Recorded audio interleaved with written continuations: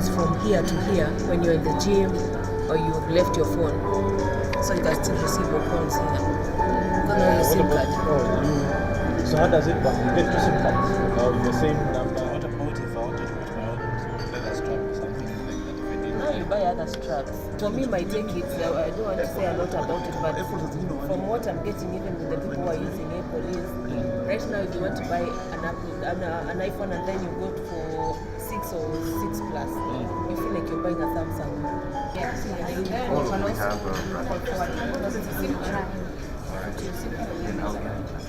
okay. when you to the gym,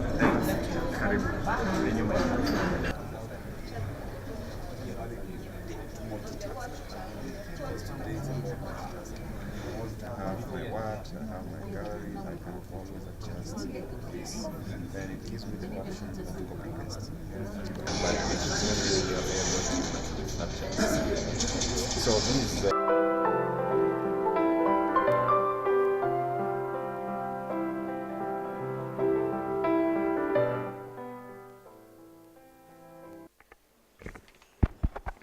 Morning everyone and welcome to MindSpeak, and great to see you all here, and I hope you've had a nice breakfast outside as well, and good to see so many friendly faces. Today we've got a journey into a whole new world of Africa's mobile, Africa's internet, what's happening at the cutting edge of the new economy.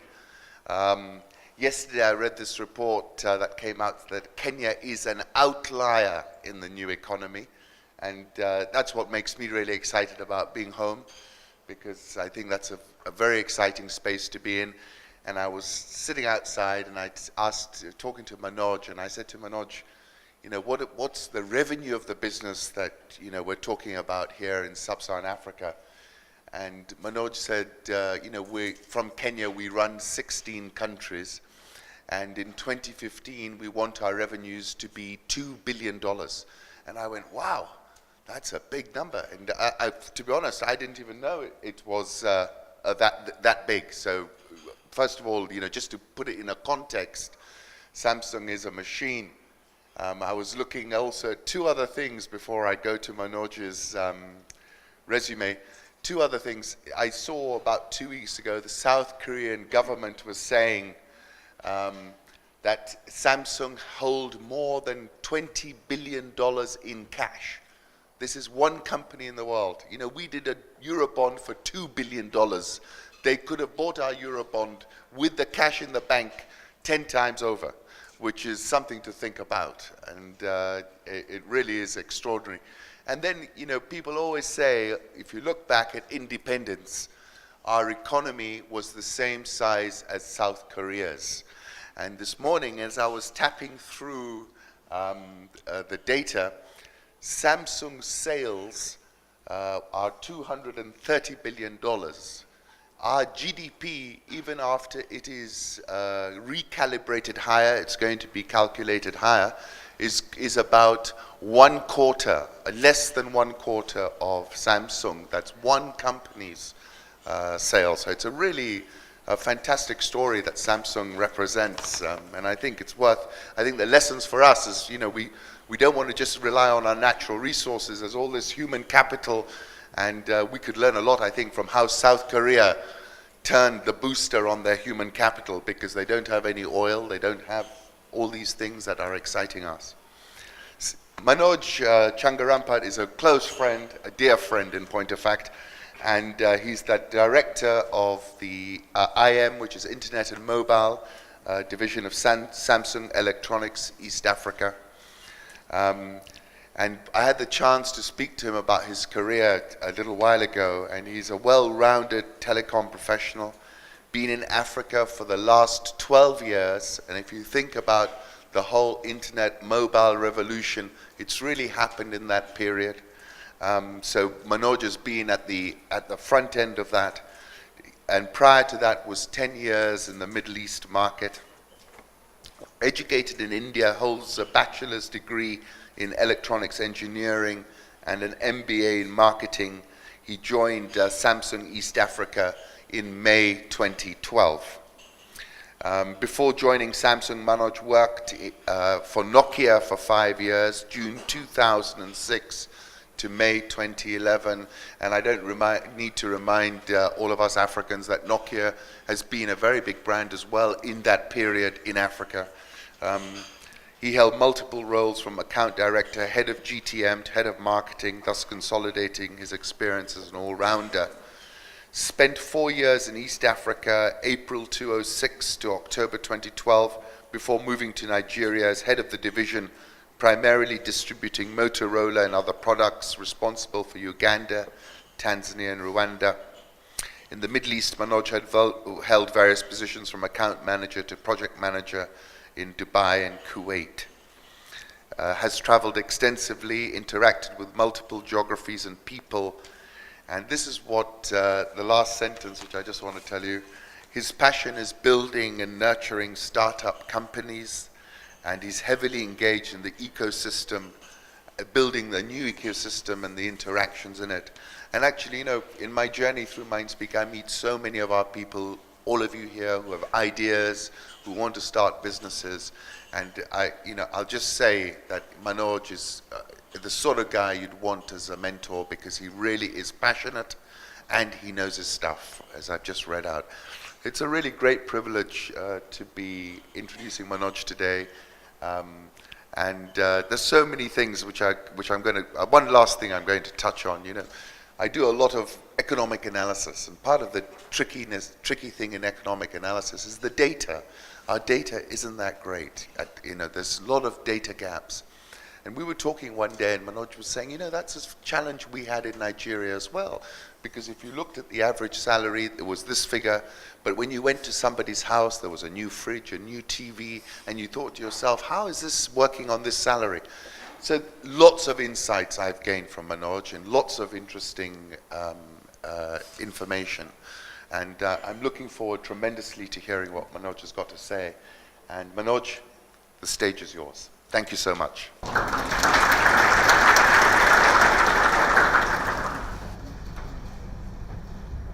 Morning. Thanks, Lika. And that was my life history out there. So I don't know who drafted that, but I need to talk to some of my team members. But ladies and gentlemen, thanks very much, and Malikan and Nishat, thank you so much for hosting me. Pleasure. It's a great platform. I've heard so much about MindSpeak. And I think we as Samsung and Manoj, I will try to set the stage for why I'm here. So the presentation is slightly split into different groups. And I think the first session is going to be a little bit of hardcore facts and the value system and etc. And probably moving on to some lighter subjects. So thank you so much for joining.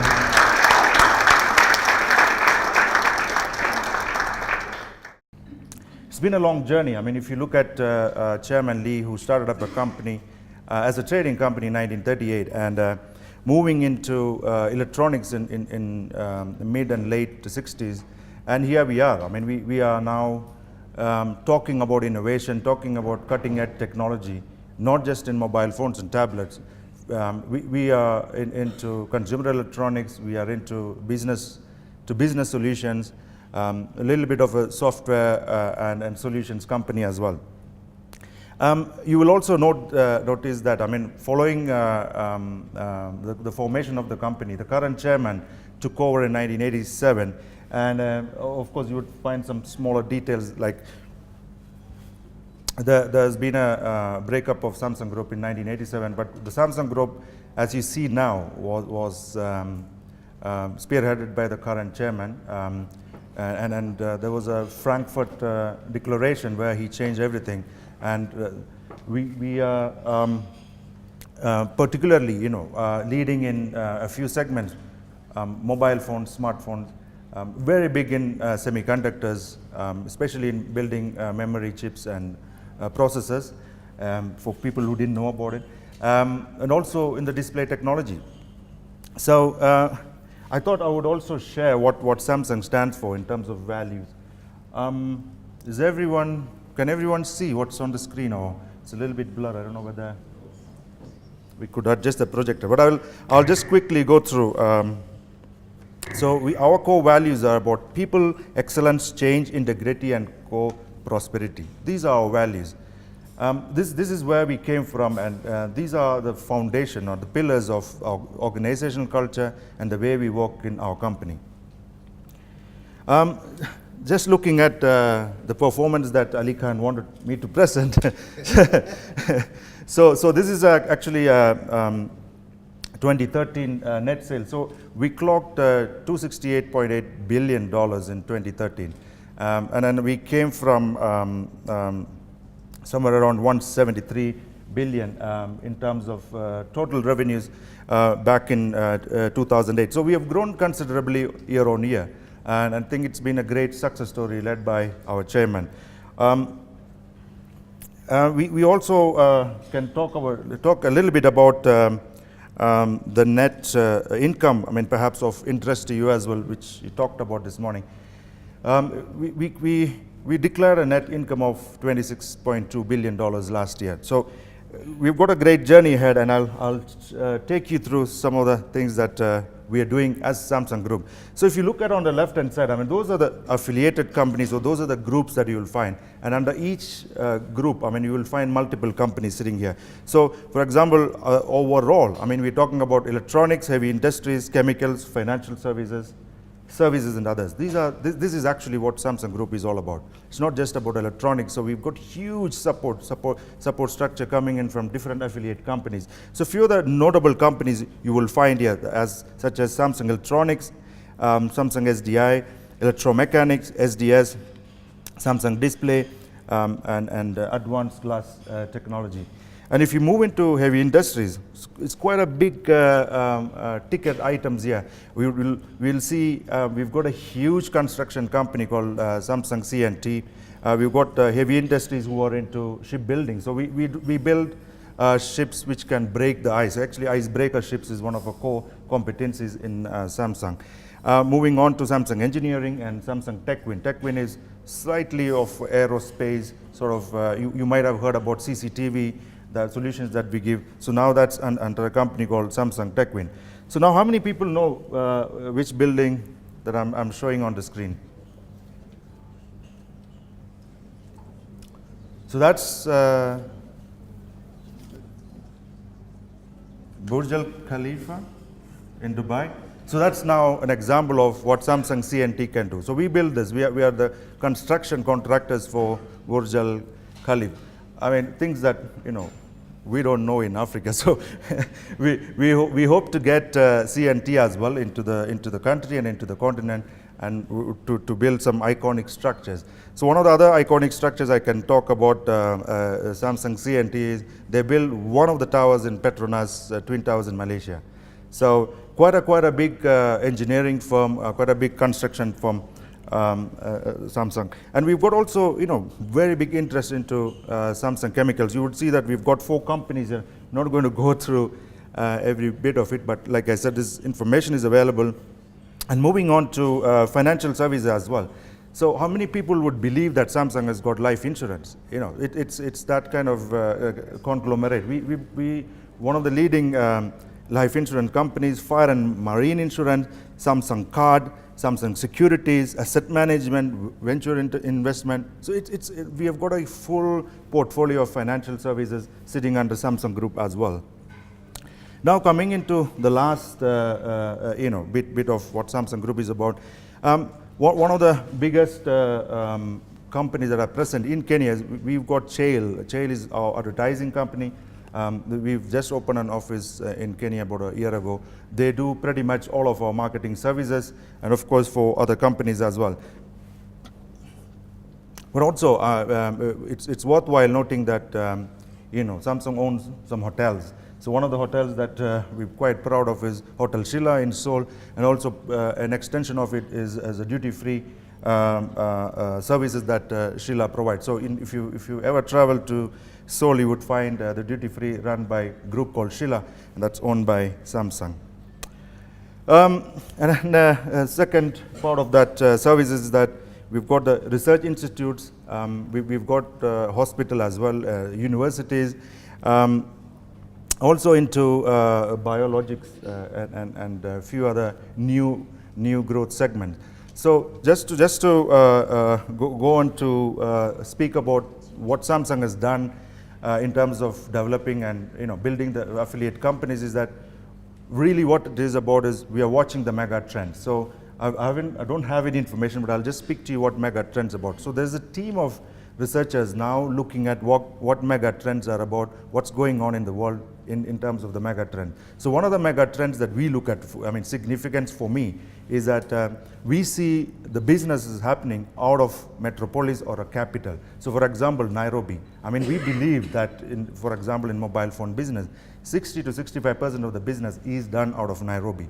So looking at what we should focus, what we should, the 80-20 principle, I really wanted to impress upon you that most of the capitals in the world, or metropolis cities in the world, are now controlling the economies. So that's a mega trend compared to the last few decades. The other mega trend I can think about is that the development of Nairobi, for example. Where we are now, from a small town into a mega city. The suburban areas are, we are all the way up to Thika on one side, and I don't know, Machakos on the other end, perhaps on the Thika road. So the metropolis has increased huge. So if you look at Samsung as a group or as a businessman, you should think about what services can be provided in these mega cities following the mega trend. So for example, things like security, things like CCTV, Wi-Fi, or cloud Wi-Fi for the town. Those are the mega businesses that is going to come in the next few years. Of course, with there's another way of looking at it, is slightly negative from an economic perspective, but with mega cities, we also foresee mega slums coming up, which support the mega cities, and those are the workers who support really the mega cities. So just so that talk about the trends in the industry as well. So again, once again, there's a lot of text on the screen, but basically, these are some of the accolades or some of the numbers that we can talk about. Like Samsung Electronics is world's largest information technology company. Heavy Industries is second largest shipbuilder, etc., etc. And we also talk about the Samsung Everland, Samsung Life Insurance, Shell Worldwide, which is 15th largest advertising agency. So that's just a summary of what Samsung Group is about. I just wanted to bring in another dimension. What people see, what marketing world see, what the world sees. So Interbrand is one of the big researchers and data analysts who give us data on what are the top 100 brands in the world. So this is actually 2011 top 100 brands, and here you would find that Samsung is in the 17th position, and the previous rank was 19 in 2010. So this is 2010, 19, 2011, position 17. So now I'm going to jump to the last survey. So we're now sitting at brand number 8 in the world. So quite a lot of efforts that has gone into not just building engineering or technology. This is about building brand love across the world, building top of the mind awareness amongst the consumers. So we're quite happy to see our company moving up into the top 10 brands in the world. So just to look at it from a different perspective, you would see, we've still got very, very big boys sitting in number 1, number 2, which is Apple and Google, Coca-Cola, IBM, Microsoft, GE, McDonald's, and then Samsung, Intel, and Toyota. The other interesting thing about this picture is that there are only 2 companies which are non-American. One is Samsung and the second one is Toyota, just so that you know.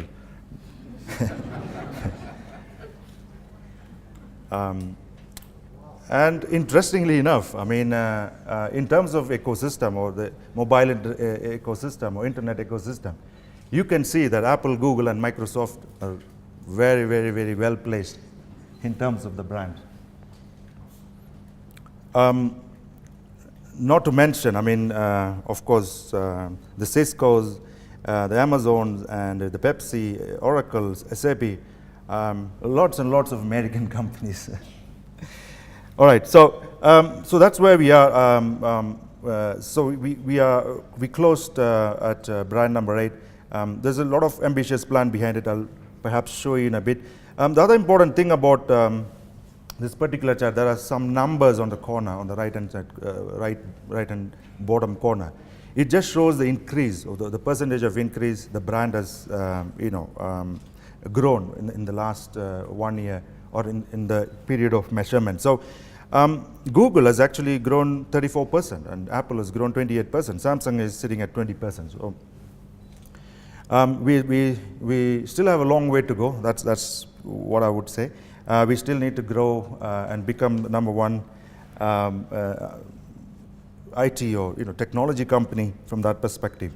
So now let's talk about the future. So our 2020 vision is inspire the world, create the future, and that's a tone that we want to set in today's discussion as well. So what have we done? I mean, we have actually divided into quantitative goals and qualitative goals. So if you look at the fine print, one of our objectives is to reach to a $400 billion company by year 2020, globally, of course. In terms of qualitative, we're talking about top 10 world's best employer, for example, the best workplace. It's one of our qualitative goals.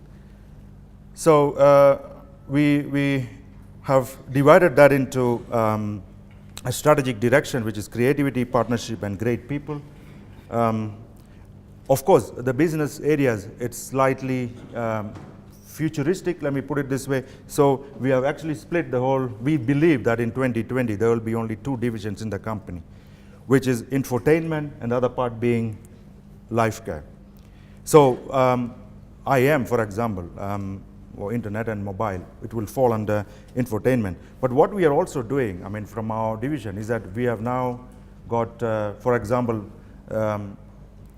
Samsung Gear, Gear Fit, Gear 2, now we've got Gear S. It is also sort of moving from core IT or core IM environment also into the healthcare. So we are developing sort of a converged services between what we know is the olden, smartphone, tablet world, and moving into a little bit of a life care and healthcare. And healthcare is going to be one of the mega trends as well. And in fact, if you allow me to speak, Ali Khan, a little bit out of context, I was listening to one of the leading research companies in South Africa, and their point of view was that the healthcare industry is going to be a multi-billion-dollar business. And the reason why that is because the patients have changed over the last 10 years. So if I have a knee pain, or I don't know, something wrong with my ears, the first thing I do is I go to Google and find out what's wrong with my knee. So knee pain, what are the causes, and what are this and what are that, Now we go to a doctor. So the doctor is telling you some other story. He says, no, hold on, I've Googled and I found out the knee pain is not because of my drinking habits, or drinking beer rather, but something else, Now what else is the patient doing? And the patient is also doing another thing. The doctor prescribes some medicine, okay? So before he or she goes to buy, he Googles, what's this medicine going to do to you, to me? What are the side effects, So the patients have changed, right? I'm sure you agree. So the patients have really changed. So one of the terminologies they use is the patient to transition from patient to patient GP, or general practitioner from that perspective. So we're now talking about a patient GP. And the other interesting fact of that presentation was that they showed the patient GP, the symbol or the picture was of a woman. So I asked, hey, hold on, what about the men? He says men will admit to a disease or a ailment or a pain when he's going to hospital or he's dead. But on the other hand, women are, I mean, they don't take anything light. If they have a headache, they will start Googling, hey man, I've got a headache, So the representation of patient GP is actually a woman, not a man. So I must tell you that. So the second part of the patient GP is that now a patient GP is walking into a doctor's office, and the future is holding in such a way that you're going to sit with the doctor and you're going to Google together the cure or the indications or whatever, symptoms, as well as the cure. Because both have to be happy when they walk out. Otherwise, both GPs have failed. The other part of healthcare I just wanted to speak about was there's a lot of preventive measures that the modern patients are taking. Like, I take supplements. I mean, for pretty much everything, I have supplements, right? Before, there was no market for supplements in the world. I mean, of course, there were a few guys, administering herbal or traditional medicine, but so inside life care, I mean or inside healthcare industry, I mean, I think the shift is more for the patients looking after themselves, or the self-care industry is becoming very big. Of course, I mean, I believe, and everybody should move from from healthcare, or really what we call in a very rude language, post-mortem, to start looking preventive care. So the industry will shift, from a healthcare to the self-care perspective. Just thought I would mention under this and in this context of life care. So just to move on, I mean, got few other things. I mean, we have another program called Planet First. Of course, we are in a technology industry, and we building chips and silicons and displays and etc. So it's an initiative, it's a mindset, it's a fundamental change in the way we think. Is that we will build technology, and we'll build products with the environment, with earth or green earth in our mind. So it's just a project that we have started in 2013, and you would find Planet First as or Planet First logo in some of our material as well. Of course, I've also put in some thoughts on what we think about the eco-management framework. Of course, the eco-management is a combination of how to protect and sustain the environment versus what technology we can build. It's always a catch-22 for the designers and R&D teams that are sitting behind in Seoul under the desk, I mean, or above the desk, or whatever the case be. Having now, we talked about what Samsung and what Samsung stands for. I just thought we'll briefly talk about the business areas, and then where I sit as an individual or as an employee. So briefly, we reorganized last year, and we've got the consumer electronics, IM division, internet and mobile, IT and mobile, pretty much close to each other, and then the device solutions. Now, interestingly enough, one of the topics that we cover under IM is also the business of doing business of doing networks. For example, LTE equipment or 3G equipment. A lot of people in Africa, especially, are not aware of the telecom systems business that Samsung do. But we've got some very, very clever technology, especially powering the LTE base stations in the US with some leading operators, as well as in Korea. In Africa, we are likely to start negotiations. We have had discussions with major operators, GSM operators, to build LTE networks. Let me stop there. We are working hard to get into Africa business, especially in terms of LTE network building. So that business is really just for a comparison's sake, will compete with the likes of Ericsson or Nokia Networks or Huawei or ZTE and the likes. So having said that, so that's basically, the corporate information and where I'm sitting as a division. My job is, just briefly, I look after East and Central Africa for the IM division. Just a small correction, I think Ali can probably miss the date. I joined in May 2011 or 2012, so just a small correction there. So we've had a great journey from May 2011.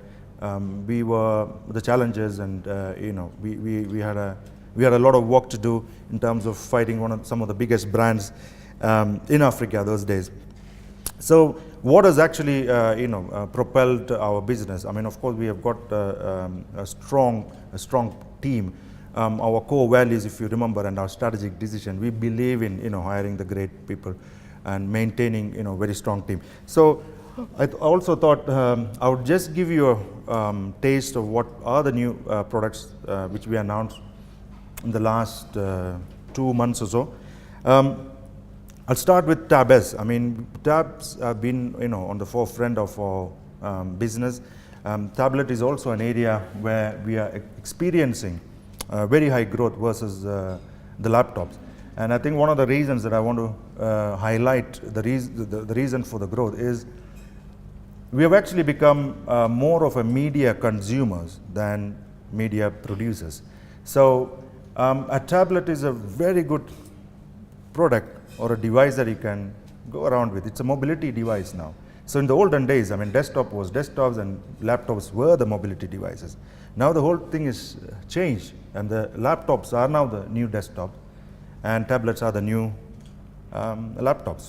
So and it's primarily because of the consumption of the media. I mean, people are consuming social networks, Googling and YouTubes and blogs and newspapers. There are digital newspapers, a lot of content out there. So we have reinvented what we try to do is we've had tabs from 2011. So I think not to talk too much about product and technology, we've got some fantastic people behind with an experience table. You could perhaps learn a little bit more than me. But we have introduced Tab S. The only unique thing I can talk about Tab S is that it's a Super AMOLED display in the sense that it's the same display that you will find in a curved TV. Sorry, I beg your pardon, not curved TV, smart TV or 55 or 60-inch smart TV. So the viewing experience on a tablet has dramatically changed. I mean, we want to bring in the best viewing experience. In my language, I would say it's very close to the true color. So Tab S is one of those products that we have launched recently to address that consumer demand. Of course, it comes packed with productivity tools, the office tools, and etc. The other product, I think, I don't know whether some of the people will have here, we've got a smartphone camera product called K-Zoom. I believe that it's a fantastic product, especially for taking selfies. So if you're a selfie fan, jump on the bandwagon and get onto this. It's got a clever optical zoom and etc. Very good for someone who would look for a second camera. I mean, we've got the professional range of cameras as well under the NX sub-brand. So you'll find NX1000, NX30, NX300. But if you're looking for a second camera, and of course a lot of people who are for photo hobby people, I mean hobbyists, they would look for a second camera. So Galaxy K-Zoom is a fantastic product to do that. It's got a 3G and pretty much the same interface as Galaxy S5 as well in terms of the Android and the front end interface. Now something that we're going to launch very soon is a new family of smartphones called Galaxy Alpha. Now Alpha has got no predecessor, so it's not going to be an S5 or S6, it's Alpha. It's the first of its kind of its product. I don't know whether it's on the display or not, but I've got a Alpha. I'm testing it out now. This is going to be a game changer in the smartphone industry. Slightly different design than the past or the design that you're used to from Samsung.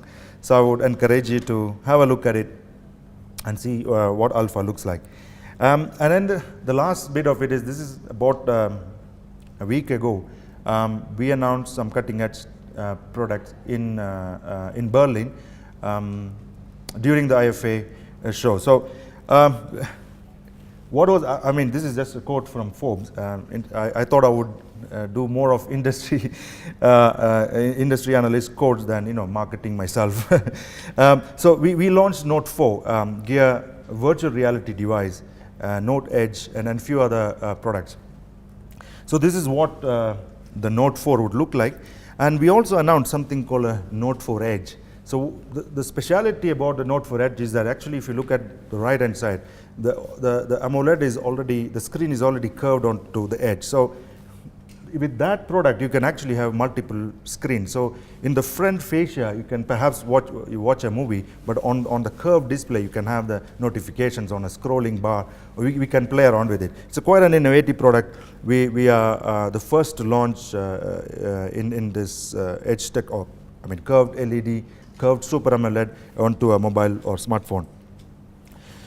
Not to mention that Note category was created by Samsung, and we are leading in that category. So the first Note was launched in October 2011. So we've had the Galaxy Note 2, Note 3, and then now, you know, we are in Note 4. Quite a powerful device. Actually, it's my primary device. A very interesting product to look at. Of course, we are also you know, looking at, especially in Kenya and Sub-Saharan Africa context, whether we can build new verticals to use our product. For example, a fashion blogger, for example, a painter, for example, a caricaturist. I mean, it's got a very you know, intuitive pen with very good paintbrush effects and the tools available for someone to, you know, sit on the veranda and draw a picture, or go to Mombasa Beach and, you know, draw something else. So we are looking at exploring new verticals with the Note 4 as well. Few other things that came is, I'm sure the girls would love the bling bling on the right hand side. I just put it up. That's Swarovski back cover, for example. We have announced we announced a partnership with Swarovski, and that's what it looks like, the new bling bling Swarovski back cover. Sorry? How much does that sell? We haven't yet, you know, please wait for October 10th, I think, when we will have the Kenya shillings pricing for that. But I just thought I would, you know, put it up because it's very interesting where the market is moving. Of course, Samsung is you know, having its share of business, but I think we are also now getting into very meaningful partnership across the accessories business. And that's now a Mont Blanc cover for Note 4. So, you know, people who are fans of Mont Blanc, you could carry it around. It's got this logo, look and feel, very fine leather. And also a Mont Blanc pen. I mean, it's not just a pen, it's a digital pen. So it can actually replace the S Pen that we have on our Note 4. So you can, you know, put in a Mont Blanc pen in your pocket, sort of like a status symbol, I mean, I guess. Now moving on, I mean, we talked about the gear. So we also have the new gear series. So what we have done, the improvement that we have done is the Gear S screen is also curved LED, and quite a large screen that you can get with that. I'm very sorry for the picture quality on the second watch. It's actually a white strap, and Swarovski is also, you know, giving us some very clever straps to go along with that. So imagine walking around with the, you know, fully bling bling. I'm sure the girls would love it. So that's now, it was the golden version of Swarovski strap. Now what you see in the corner there, that's Gear VR. It's a virtual reality gear. So what it can do in a nutshell is, we don't have samples yet. Probably in 2 weeks time we will be able to display everything. What I can do is that you can actually, you know, it's like a goggles, or, you know, 3D a spectacle, but it covers your eyes, and you play a movie, you actually feel that you're doing 4D or 5D, just like the guy in Junction. I mean, if you know the parking lot, the 4D or 5D theater, it's probably is going to run out of business, but this is now virtual reality, mobile virtual reality. So someone can actually carry it around, big for, you know, gaming. And so one of the examples is that I actually was warned against using it because of the heart problems. I'm just joking. Because, you know, there's this clip that gave me a demo, and it's you're sitting on a roller coaster, so it starts from where you should start on the ground, and then it slowly starts moving up and moving up. So I'm looking here and looking here, okay, I'm moving up, moving up, moving up, and by the time he hit the top and it's about to come down, I removed it. I said, I can't handle this thing of going down, you know, 300 feet or whatever the case be. So that's what virtual reality can do. Another example, I think you would find some of the videos is that it's about it's you can be inside a ballet, for example. There's a ballet, live ballet or concert or whatever. So you put in this gear VR, and you're actually seeing, you know, people dancing, you know, right next to you near the eyes. And then the funniest thing is you turn around and you can see something here as well. It's actually 360 degrees. So you put in the VR, you're totally lost. I mean, you have to tell your brain that this is not real. This is not real. I'm not here. It is just a gadget. Anyway, so that's VR for you. And then there's a few other clever things. I mean, you would find this as one of the accessories displayed there. It's called Circle. It's actually a necklet. I mean, I'm sure you know what is bracelet. So this is a necklet to give you a comparison. So we call it Circle. I mean, it's a good gadget for people who are you know, walking around. It's actually something you can wear, and it's got a sort of like a magnet on the end. And if the phone rings, you can just remove it and, you know, plug it into ears, and there you go. You can talk on it. So, but the demos, I'm perhaps not very good in explaining, but there are guys who can give you more technicality. And then there's something, you know, very small box that you see in the corner. It's called, it's a level box. I mean, it's a very mini speaker that you can connect with a Bluetooth or an audio cable. I mean, fantastic. I mean, the experience is quite good, and I think the pricing will be good as well. Let's wait and watch. But what I wanted to show here was that, of course, you know, we did launch a brand new device, cutting edge technology with the Galaxy Note 4 Edge. But we're also looking at, you know, this accessory market and, you know, what meaningful things we can bring into the market. So, I mean, you would find this kind of, I just thought I'll give you a little bit of the marketing flavor. What would we be talking about? The thing that I forgot to tell you about the Gear S is that Gear S will come with its own SIM. So, you can have, it's a full SIM experience that you can get out of it.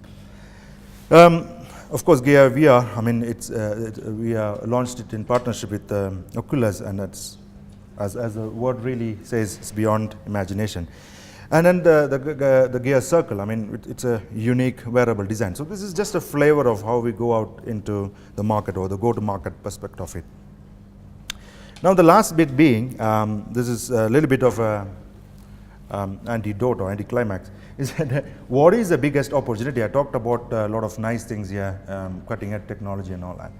But if you look at Kenya or Sub-Saharan Africa, this is just a snapshot of what Kenya internet is about. So I tried researching the number of internet users in this country. Somebody says it's 19.6, somebody says it's 13 million. But anyway, I said, okay, let me go with the regulators' statistics. So we've got perhaps 19.6. We are probably sitting at 22 million internet subscribers in this country. But the most important thing about the internet industry is that we've got over 95% accessing the internet through mobile devices. And I think that's the opportunity. That's the huge opportunity for all of us sitting in this room. The other thing about it is that the whole entry smartphone business, as I would put in point number 5, is about lowering the entry barrier. So one of our success stories in this country and in the continent has been partnership with GSM operators.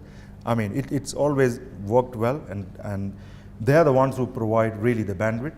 They are the ones who are championing the mobile internet space from an infrastructure point of view, and us as a smartphone players or enablers for the internet. We have had very successful collaborations in this country and elsewhere in Africa. The other thing about entry smartphone, I mean, I was having a 2.8-inch screen, so just so that I put you into context, the trend is actually, we used to have 2.8-inch screen. It wasn't all that bad. But now people are saying, no, we don't want 2.8 anymore. We want 4-inch screen. So it's a trend that we are seeing in this market. And I didn't want to put up a lot of devices on this slide, but this is an area that Samsung has worked very well. Perhaps from August of 2011, we've had very successful campaigns in building the entry smartphone space. Perhaps the other way to look at it is that we are actually converting the feature phone into an entry smartphone segment. Perhaps that's the best way to look at it. With that, I'm going to stop with the high-tech presentation. These are the softer topics that are coming up, really talking about what is ecosystem and what role we are playing in this session. I mean, you can ask me questions because it's going to be quite a lot of new things outside the electronics industry that we talk about. So please feel free to stop me and ask me questions. I can see, some tech guru sitting in the second row. So what's my mission, or what's my team's mission? I mean, it's clearly to offer the best value proposition to the consumers, work through local indigenous partners or entrepreneurs in Kenya. We do not dictate the pricing, so I would just make a comment that we provide the guideline to retail pricing. We build a lot of experience centers across Kenya and, of course, Sub-Saharan Africa, which is serving three purposes. I thought I would capture that as well. It's the education perspective and the genuinity of the product, whether you would like to know whether the product is genuine or not genuine. And then perhaps the last bit being, activating a service, whether it could be an email or a map or any of the services, we would help people to activate. And what we have done is also that we have dedicated Samsung experience consultants in some of the stores. Most of the stores actually, experience centers. Then I wanted to highlight the warranty bit. So we are one of the few companies who are offering 24 months warranty or 2 years warranty. This 2 years warranty has come about mainly because of consumer feedback and a lot of research that we have done in this country and across Africa. I mean, everybody told us the same thing in 2011. I mean, guys, can we have an extended warranty? And I think we are very happy that we announced extended warranty in 2012, but not just announcing something which doesn't translate into a promise. So the brand promise really is that we will give 24 months warranty and we will back it up with a number of service centers and collection points across the country and full spare part holding in the country. We also developed what we call it as a CSP, Customer Service Plaza in Westlands. So that facility is not outsourced, is run by Samsung. It's only facility that is run by Samsung as a service center. So and we believe, I mean, we use that as the pivotal point for any service queries and genius cases that come out of this country. We also introduced e-warranty as a measure to give the consumers a means to find out whether the product is under warranty or not. So one could simply take the IME number, SMS to a short code, I'm sorry, and get a feedback whether the product is genuine and whether you have 24 months warranty or not.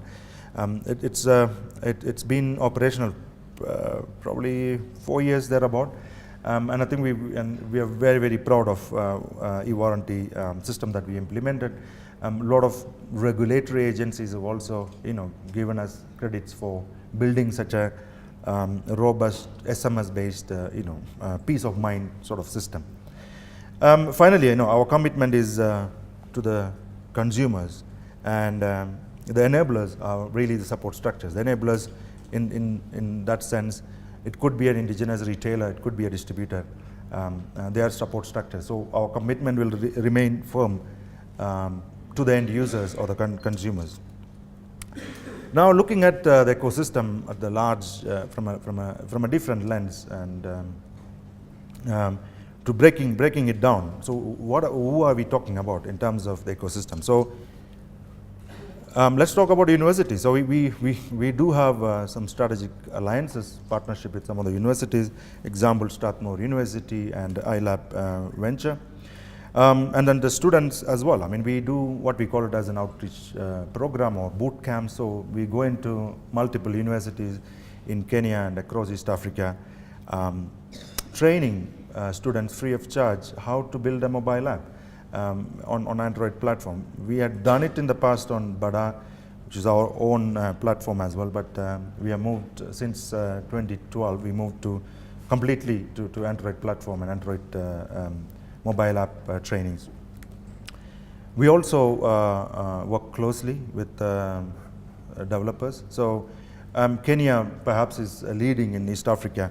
We've got about 370 odd applications developed in Kenya and uploaded onto Samsung's own app store. 377. Yeah, thereabout. I mean, 370, 380, thereabout. You know, we are looking forward to receive more and more developers onto our app store. The other bit being the communities or hubs. Some people might call it hubs. So we do work with communities across East Africa, even to Ethiopia as well. We just started the collaboration. So in Kenya, 2 or 3 communities or hubs are supported by us, especially in terms of providing, you know, experience tables and devices for developers to test. Excuse me.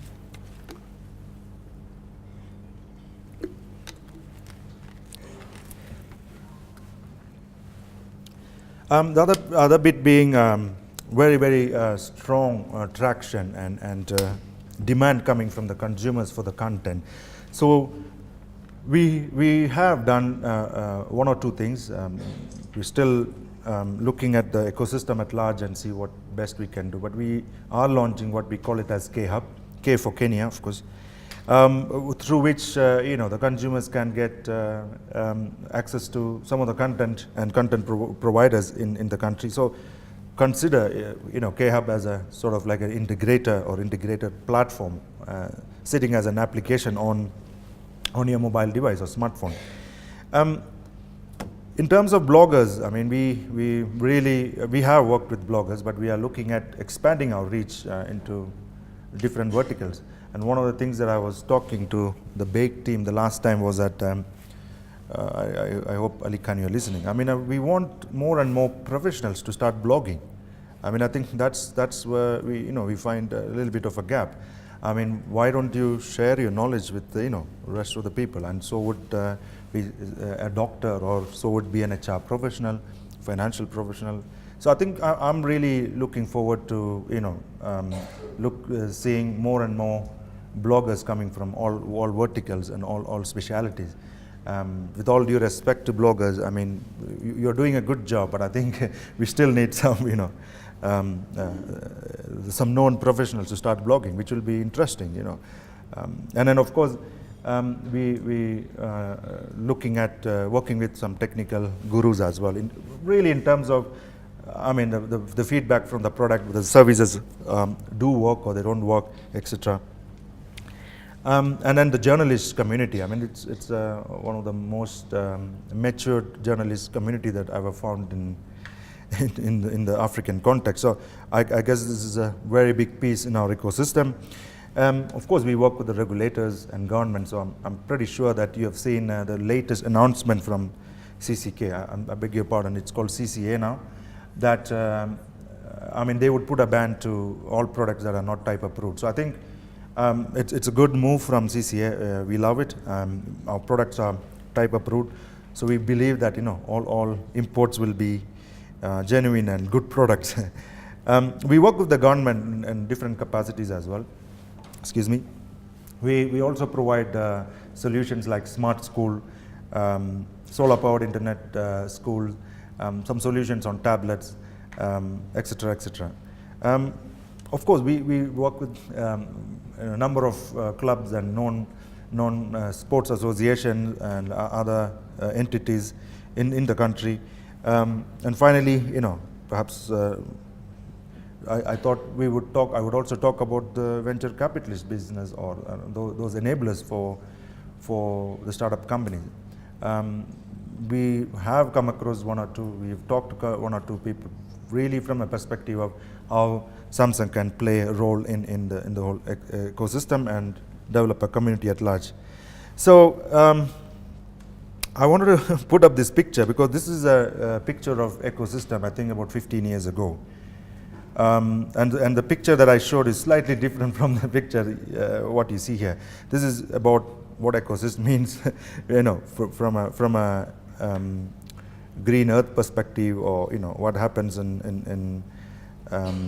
with the producers and the animals and etc. etc. So the picture has changed. I mean, we are looking at a much larger picture of ecosystem now. I am by no means it's a comprehensive list, but this is a beginning. The other thing, probably I come across is, what are we doing with the counterfeits? I mean, fighting counterfeits has been a very big subject and media attention in the last couple of years. So in 2012, we have seen the authorities or the regulators coming up with a new law, but we still see counterfeits in the market. Very simple reason that, for example, if we're talking about Samsung, we have performed extremely well in certain categories, not in all categories. In some categories, we have really done well, and there's a huge demand coming out from the consumers for those products, or the Galaxy smartphone product. So the counterfeit is really what people are looking to copy, cheap or copy. I mean, I've even seen in one of the markets, one of the shops, that the guy imported two different boxes. One is a phone, the other one stickers. So all what he does is that he removes the sticker and puts it on a phone. That sticker says Samsung, by the way. So that's how the guys are doing in the market. So there's been a number of activities. I know it's quite a sensitive subject, but again, this is not really, I'm not alone in this fight, and I really encourage everybody in the ecosystem, other OEM players, the regulatories. We need a wider platform to address the counterfeits. I mean, this is not just for me, but it's there are some good signs coming up in terms of, there have been some raids in the market. ACA, which is Anti-Counterfeit Authority, they're helping. They have helped us in a couple of raids. This is ACA officials going out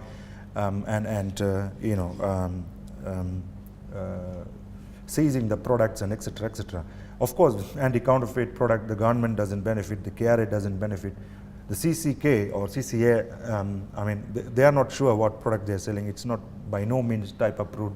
The battery could explode in your ear, and the phone could go off. I mean, there are a number of health-related issues as well in terms of the counterfeit. Of course, the end game is really to look at whether we can protect the consumer rights or not. So this is a very humble effort from Samsung. By no means this is it. We can't say this is it. So the concluding statement on this would be, I really encourage everybody in the ecosystems, all stakeholders, to sit together and make a plan.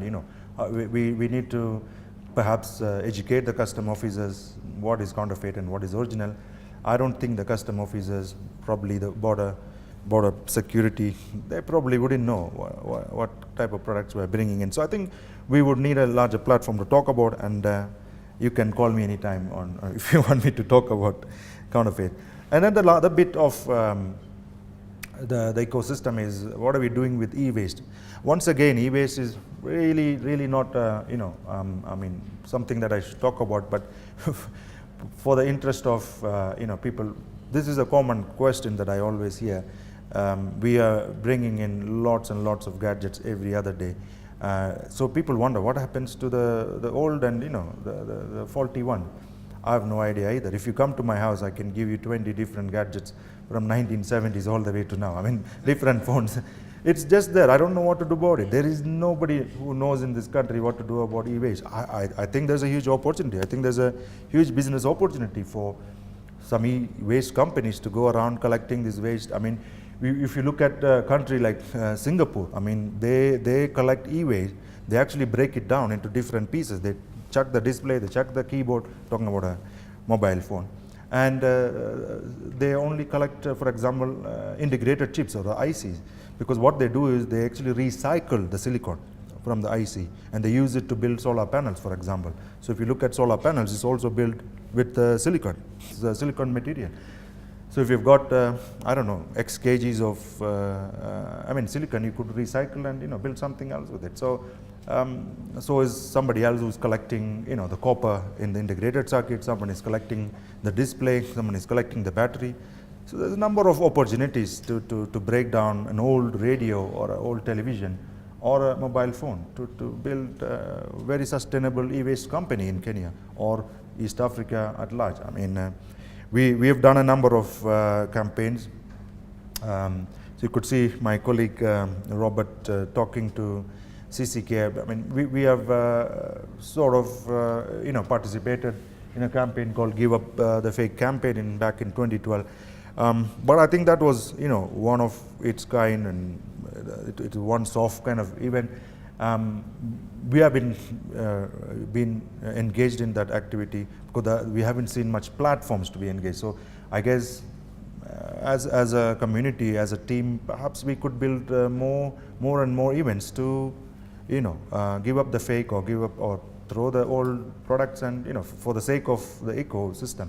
I mean, it's not, I always say that I had an old phone and I gave it to my driver. My driver looked at it and saying that, it's a very old phone. He went and gave it to the maid. Maid looked at it and said, okay, I will send it to my village, So that's where we are now. We are very aspirational, we want all the new gadgets. But what's happening with all this, all products and, etc. So really the summary is I'm looking at some good e-waste companies to come up in Kenya. And I will definitely be pleased to talk to you how we can turn this around. I think the other part of it is that I looked at, there's a gentleman who is starting to initiate this project as well, and he plays this kind of bins that you see in shopping malls, and it just says that throw your e-waste or old products in it. And I was asking him after a month, so how many gadgets did you find in there? Is it 4 or 5? That's it.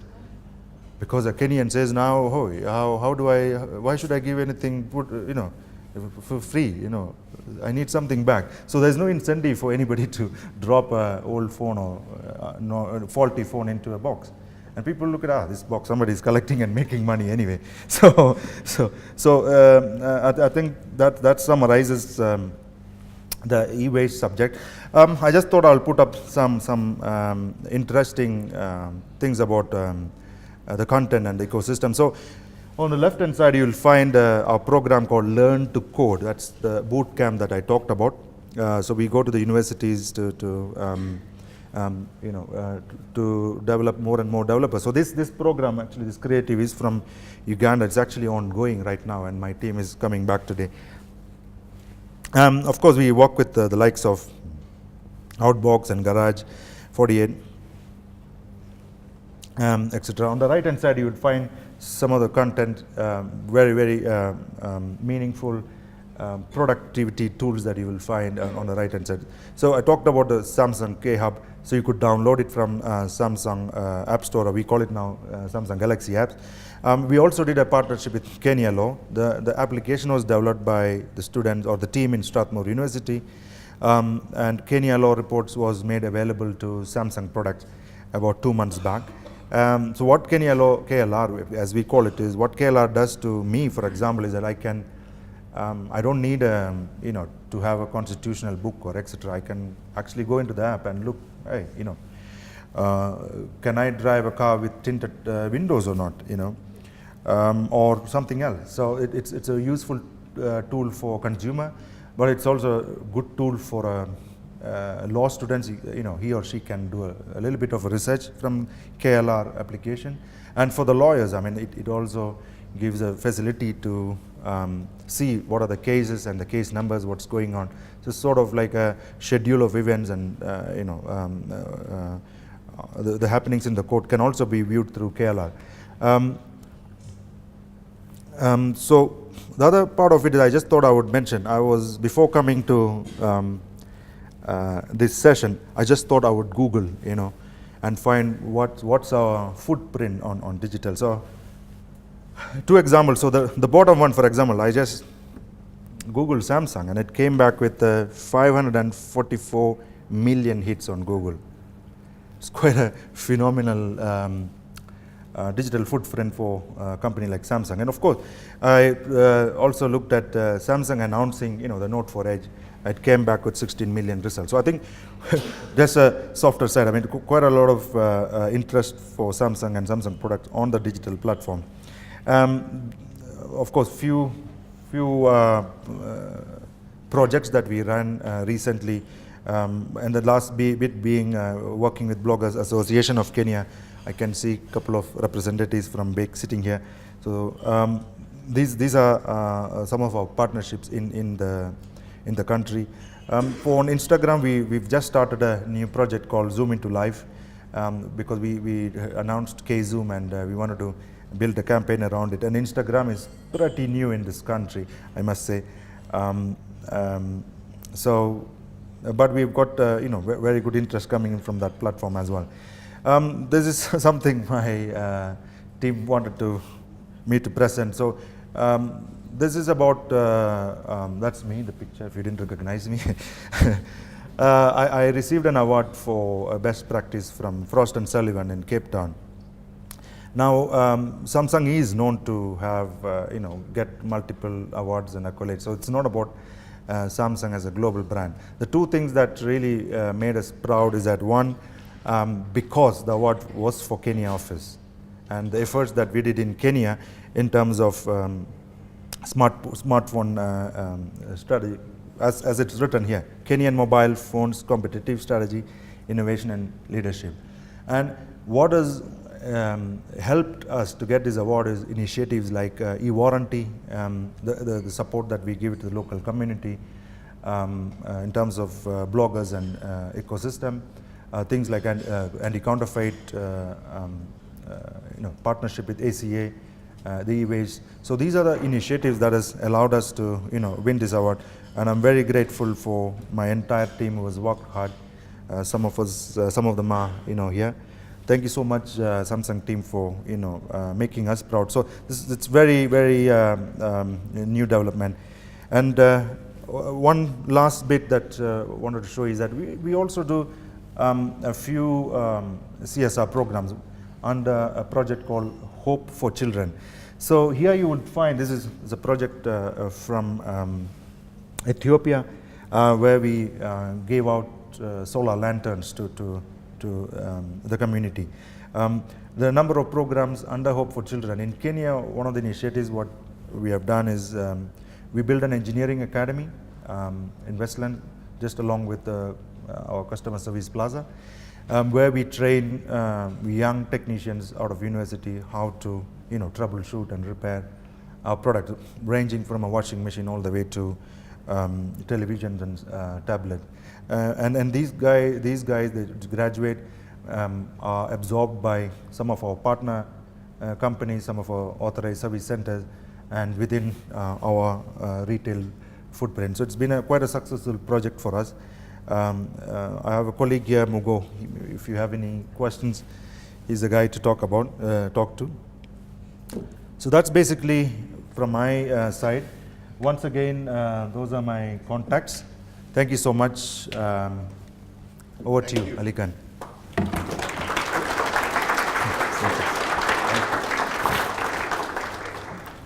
Thanks a lot, Manoj. I got many questions, and I've got many questions coming at me from Twitter. So can I firstly deal with 2 questions that I promised I would deal with? I think there's a mic there if you want to use the mic. Oh, that's fine. Yeah. So the first question is coming out of Ali Hussein, who's asking about when do you get a sub $100 smartphone? So we do have a sub $100 smartphone. Not very sure, but I think it's 7,000 Kenya shillings is Galaxy Star Plus. We also have a couple of products between 7,000 and 8,500 as well. So we've had the Galaxy Pocket in the past. I think it's now called Galaxy Pocket or Neo. I think one of those models are available in the market. So we are in the sub $100 smartphone market. Please visit our stores, and you'll get more information. And then, you were mentioning that you partner with indigenous entrepreneurs. Now, I know that, for example, if you look at the retail shops, most of those would be owned by an indigenous entrepreneur. You don't own. So maybe if you can just explain that so people here can see that, what the opportunities are. So what we have done, I was explaining to you, one of our core retail initiatives is to build experience stores. We call it Samsung Experience Stores, SES in short. So the mission behind SES is to really give consumers the journey, the experience journey, before buying, after buying, during the buying, whichever way you want to look at it. And we believe that it's also an opportunity for us to tell consumers whether our products are genuine or the products sold are genuine. And plus, like I said, about activating an application or content and therefore. But the key thing about building SES is that we are partnering with local indigenous retailers and dealers and businessmen to champion the hiring of the shop or the rental of the shop and etc. etc. Our job is to come into the shop, a built shop, and give the experience table such as the one you find behind, or and do the display units and etc. Plus, we give them training to on the product, on what to buy and what to sell, how to sell and etc. So there's a lot of hand holding involved in building an SES and eventually starting up that store. So today, I mean, if you look at Kenya as an example, we've got 20 SESs across the country. But on the other hand, I mean, when indigenous entrepreneurs, they think that, okay, they do not want to, move into 100% Samsung store. They only want to give, for example, 50% of the shop. We build what we call it as shop-in-shop, SIS. So we also have about 70 shop-in-shops in Kenya, where the experience is pretty much the same. We still have the Samsung promoter or experience consultant or a salesperson, plus the experience table, a little bit of branding and etc. With the sales collateral. But of course, I mean, experience or SES is fully Samsung branded. So we looking at very key locations, key streets, main streets, for example.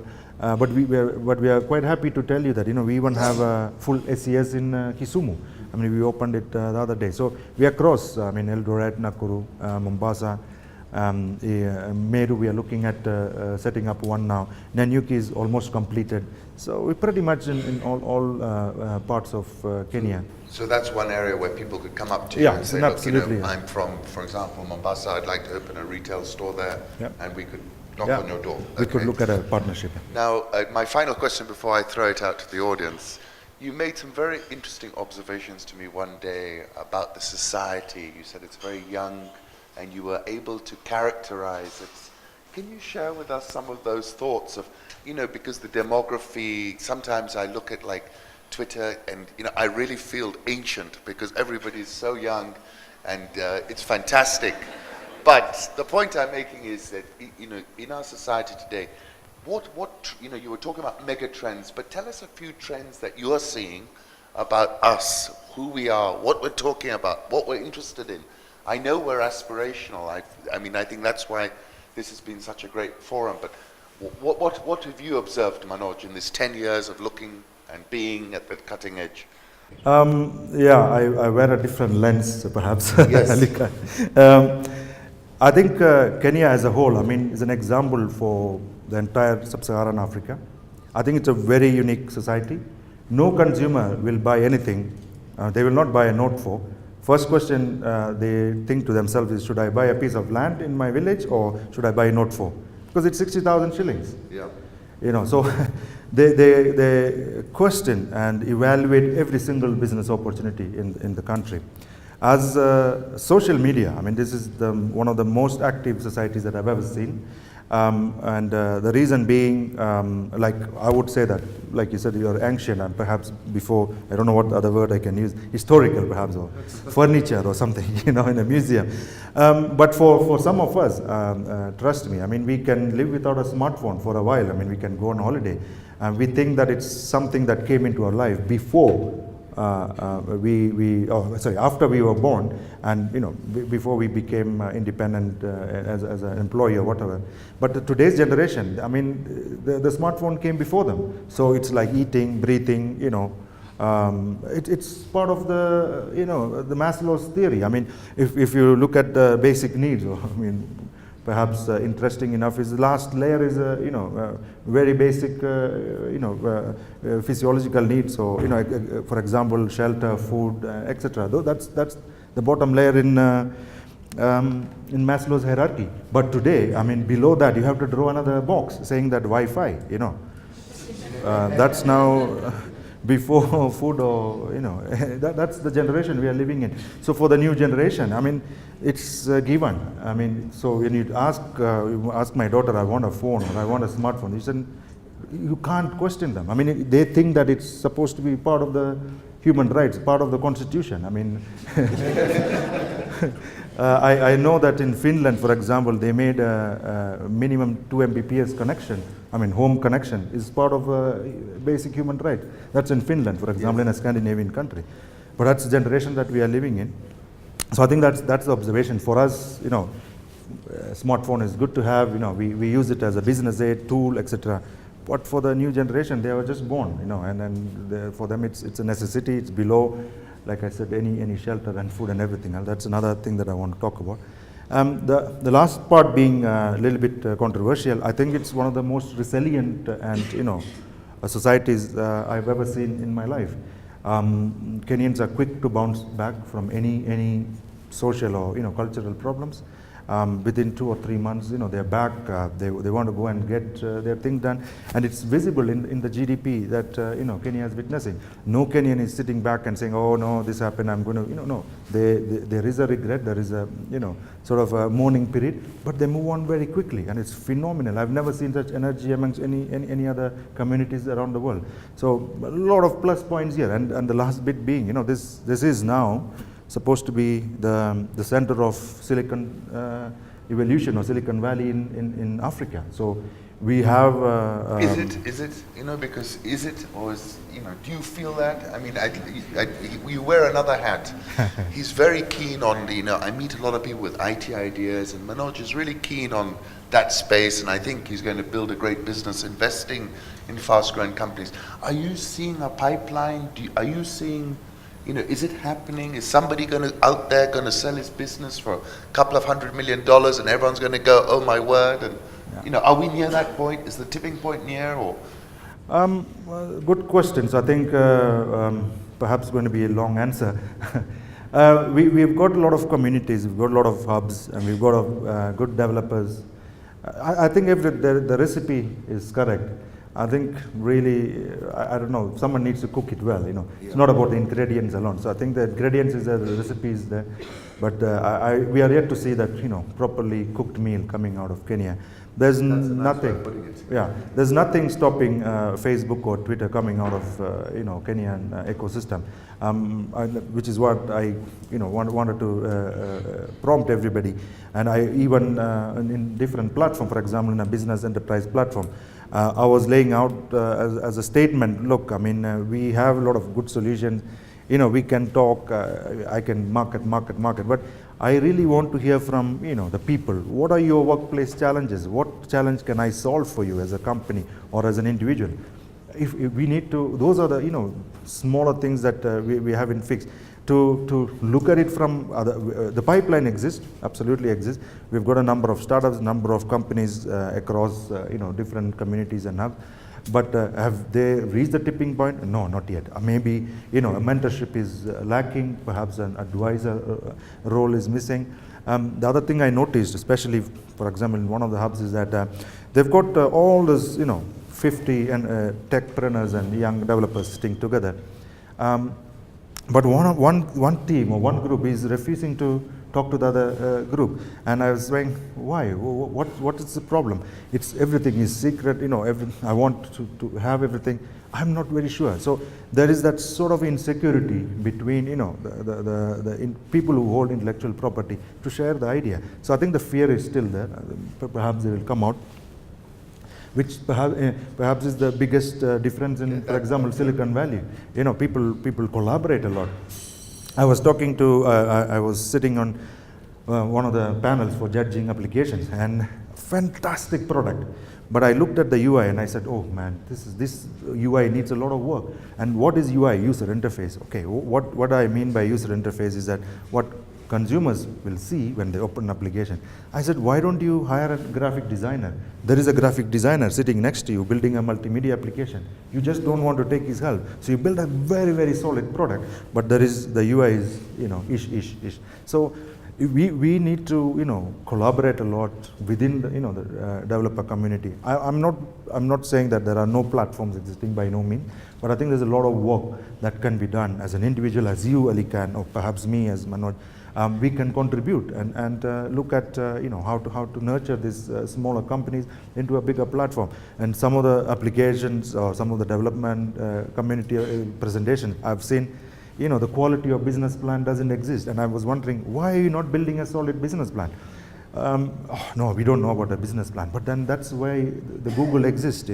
You can go to Google, say business plan, and you get 20 or 200 templates, the free templates there. You just need to fill in. So, and then it's not the age that I grew up. I mean, I grew up in, not so much information out there. But today, this is an information age. We are in the, right moment to take any proposition to the world standard. So, I mean, for those who seek, the information is available. But you need to seek. I think it's a willingness and, to go forward. So I think those are the smaller bits that I find missing. The other part of it is I perhaps mentioned about venture capitalist and financial institution. I'm a bit sad that, as Kenyans are not putting their money together to build a financial institution or a venture capitalist company. I mean, everybody and everybody I see in the ecosystem, or somebody is from the UK, somebody from the US, I got funded by Amsterdam, I got funded by Denmark. Hello, what are you getting funded? $1 million shillings? Can't some, Kenyan VC or financial institution? Why is that not happening? Because, I don't know, it's like I said, Kenyans, before they buy a note for, they will think whether to buy a plot of land or, invest in a note for. I don't know, it's a culture thing. So we need to change that around. I mean, a lot of confidence building is required with the entrepreneurs. Like I said, the ingredients are there. The internet cost is low. We've got 4 or 5 backbone companies operating in Kenya.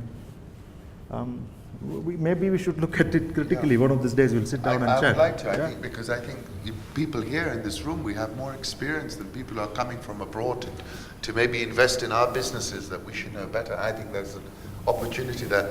If I can throw it out, because Manoj really came to hear from everybody and get some ideas from you guys. So if anyone has got a question, can we go around the room?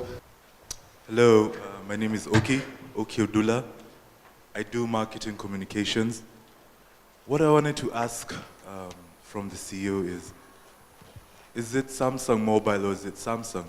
I want us to also look at all the other consumer devices that, they have.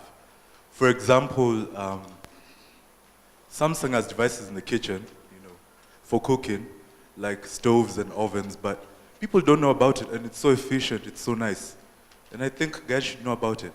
Another question is, for the devices, are you guys planning to launch music-oriented services in the country? Movie oriented services? My Samsung feels incomplete without those things. I don't want to pirate. I'm tired of pirating. I'm tired of pirating. Samsung doesn't feel complete without, those small services. That's why Apple wins with iTunes. It wins with all those things. It's special. When you buy something from what the device makers create for you, it feels more efficient with the device. It feels, more intuitive. Those are things that I'm asking about. Is Samsung having a plan for bringing more, specialist services into Africa, like Samsung Milk, you know. My name is Deborah. I'm also in PR, marketing, comms, events. There's a rumor of Samsung having its own iOS. Apple fanboys. There's a rumor of Samsung having its own operating system. So I'd like to know that, and basically, if it's true, kill the rumor, yeah? Thank you. My name is Frank K, or Frank Mwangi.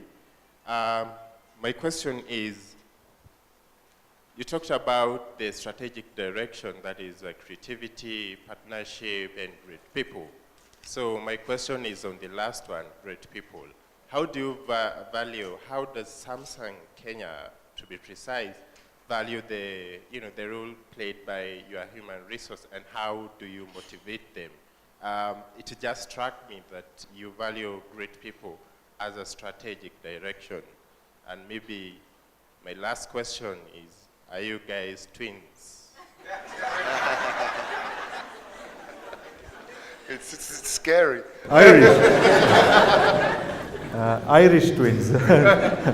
I don't know whether you know what Irish twins mean. So let me take it from the first question. Well, Samsung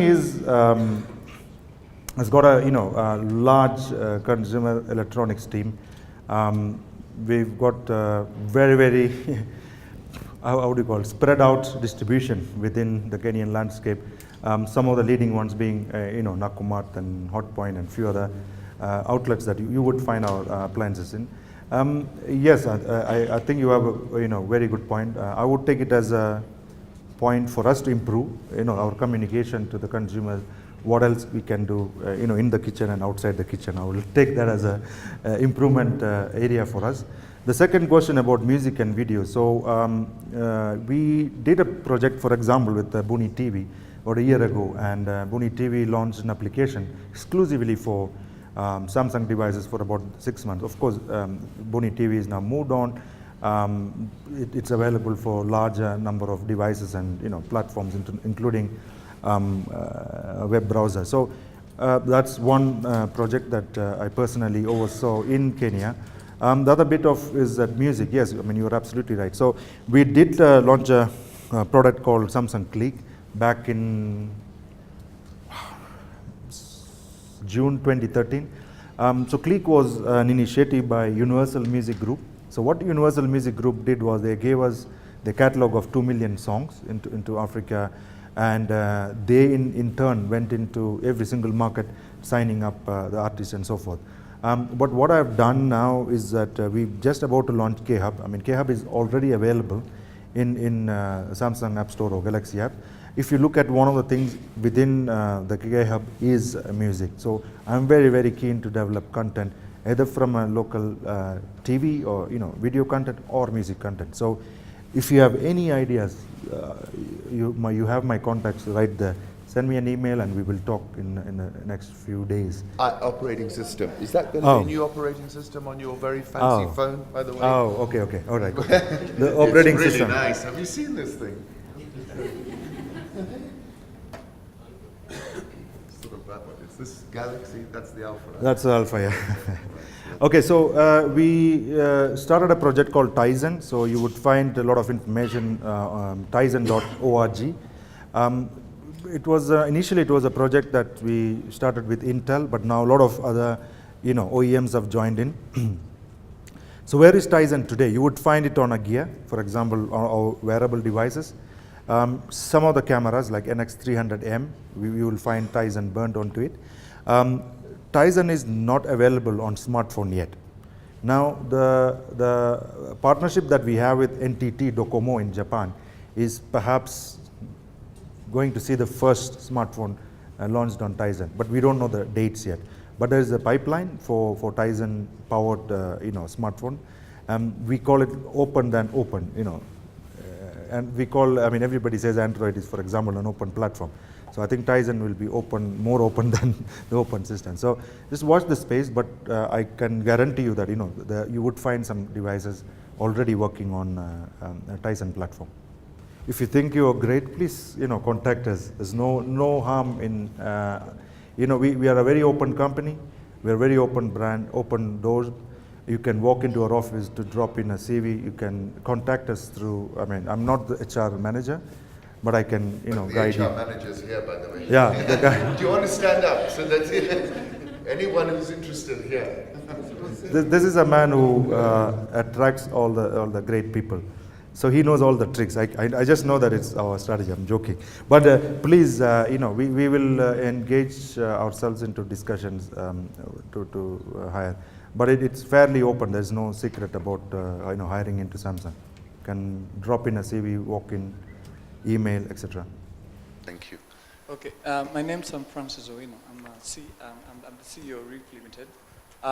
My question is to the CEO is actually, okay, first of all, I just want to thank you guys for a good job because, with the mobile phones and also the tablets coming up and taking over with, bank services, e-bankings and stuff like this, it's really an awesome thing.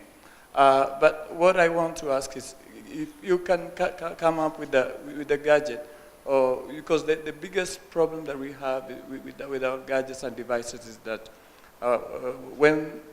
apart from dropping down and breaking and cracking, when they drop in water, you see that becomes quite a menace. So is there a way that you can come up with a fully waterproof gadget that even if it drops in water, because these are some of the issues that we have with kids. And sometimes you may be in your sitting room, when you go to the bedroom and you come back, you find out that the child has dropped the phone, it's right in the water, so you have issues with, drying up. And by the time you get it done, the gadget is like dying off. So those are things that we really need to see as the CEO, come up with gadgets that can fully waterproof. I believe it's could be there some maybe in the US or something. Here in Kenya, I think that's much of a concern. Thank you. We did start building, a few products. So the immersion in water, or there are different IP ratings, or ingress protection ratings. So we just built a product which is IP67, which we can call it dust proof and waterproof.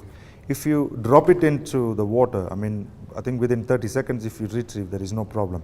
What I wanted to impress upon you is that this product we started building, it's perhaps in the high end, and we are looking forward to bringing it into the bottom tier.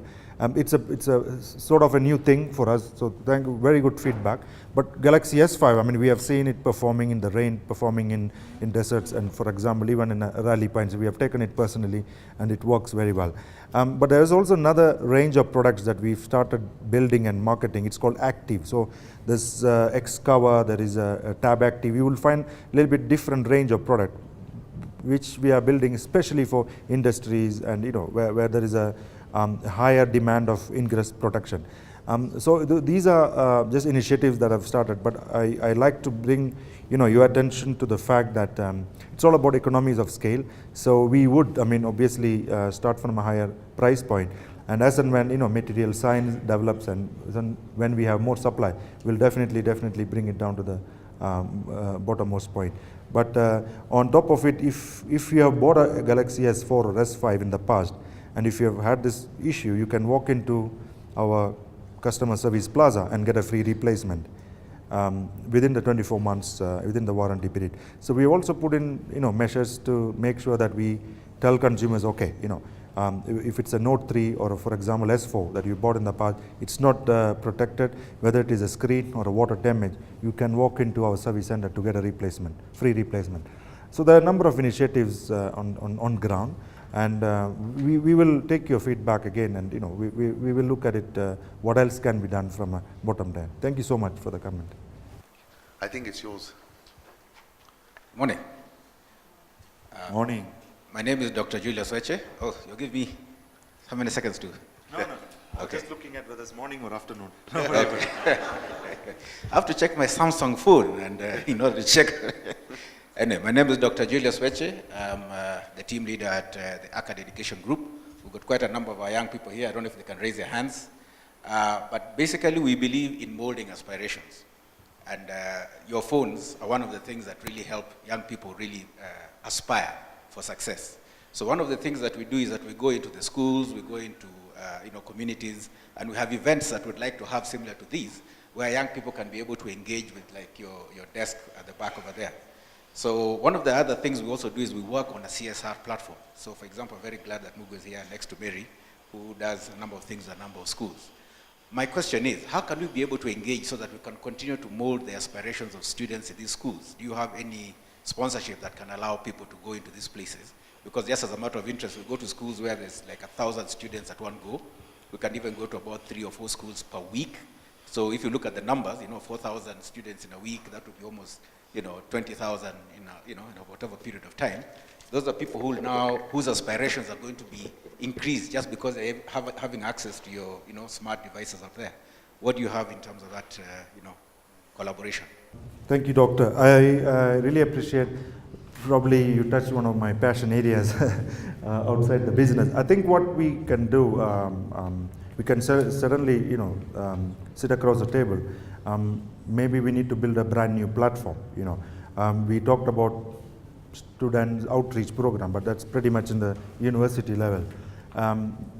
You're right. I mean, we haven't yet gone into the school level. I mean, perhaps something that we can build as a platform.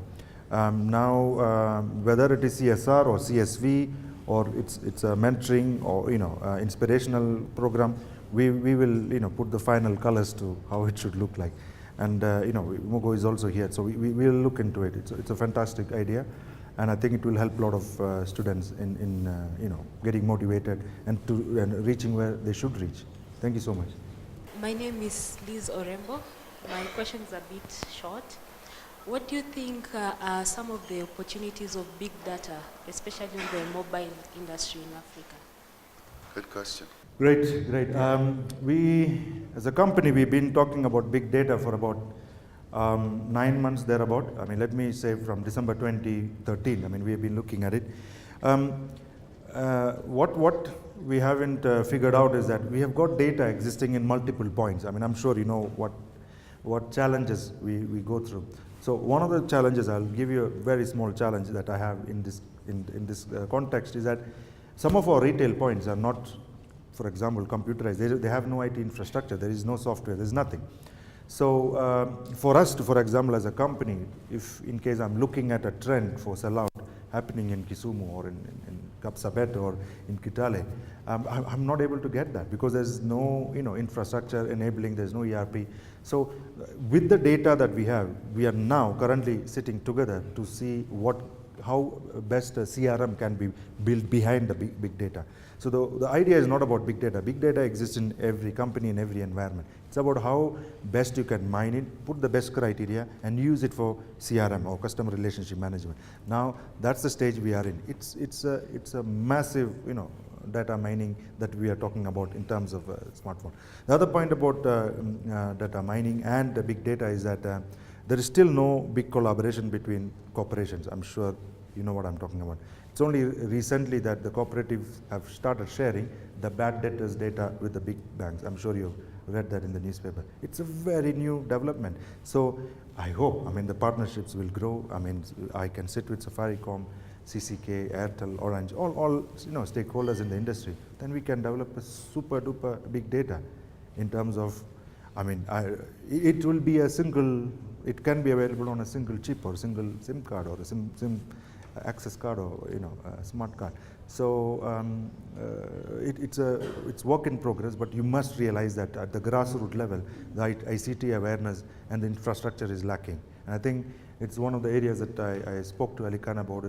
My expectation is for the government and regulatory agency to play a catalyst in the SME development. And if that support is not coming, we are a little bit behind. It's all, it's all correlated in one way or other. But as a company, definitely yes. With the big data that we have now just set up the criteria to take it to the CRM level. But it's a fantastic question. Thank you so much. Good morning, everyone. Morning. I'm Dennis. I have 2 questions.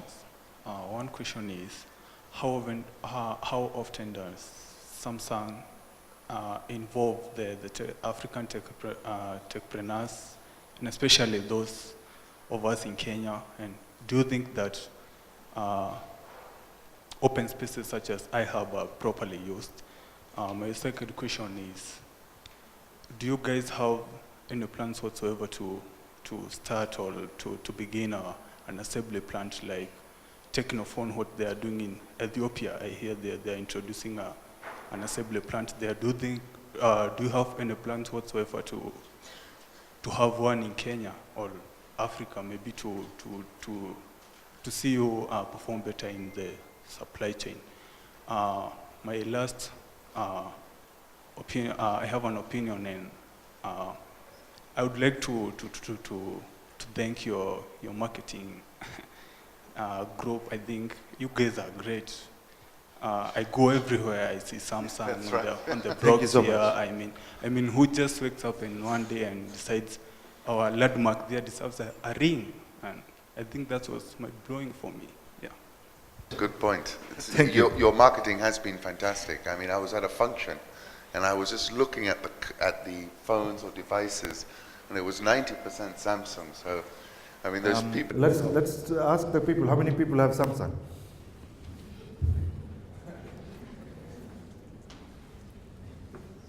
It's pretty. Great, thank you. About iHub, the first question about is iHub. So we been engaged with iHub for quite some time now. We even did. We were gold sponsors for Pivot East in 2012, 2013, and then 2014 we were bronze sponsors. So we have been with iHub and MLab as a community, and part of that Pivot East being part of that consortium. The other part of engaging with iHub is that one of the things that we established right back in 2011 is to have some of the key documents, FAQ about Samsung App Store or Galaxy Apps as we call it, loaded onto the iHub common storage area. I haven't checked it in the last 6 months, but I will revisit iHub and see whether some of the engagement points are still existing or not. The other good thing that iHub had done to us was that we have used iHub as a training platform, for example, for the developer conference and all that. So it's been a very fruitful engagement. But as I always said, my doors are always open, and we always welcome to ideas. We've got a dedicated person who's looking after the ecosystem and developer community activities. So anything that we have missed out, I think that's perhaps the area that I would love to hear. I mean, the good things are always, people are always telling me the good thing, but I would also like to know what I haven't done in terms of ecosystem partnership. The second part about factories, for example, in Ethiopia, we have a printer factory and we have a TV factory in Ethiopia. No, we haven't done any smartphone factory in Africa, but we have done a number of other factories in Africa. Even in a place like Nigeria, we do have a factory. We just opened it about 4 months ago. It's a TV assembling plant. So these are part and parcel of our way of working. The reason why smartphones haven't come is it's just purely because of the infrastructure and the quality control consciousness that we want to maintain. It's always debatable, saying should we write that like someone had written on the box, or it's designed in, think about it, designed in South Korea, made in Africa. We will look at it, but we believe that for the smartphone technology, especially because some of the components are not even assembled by human beings, it's done by robots, meaning not robots, but mechanized machines. So if you go to Samsung plant, you would find a blank PCB, getting into a machine. When it comes out, it's pretty much assembled. All the components are assembled, and then there are only few human interventions that are done. So it's a bit of a manufacturing capability issue, I guess, and the scale at which we perhaps need to do.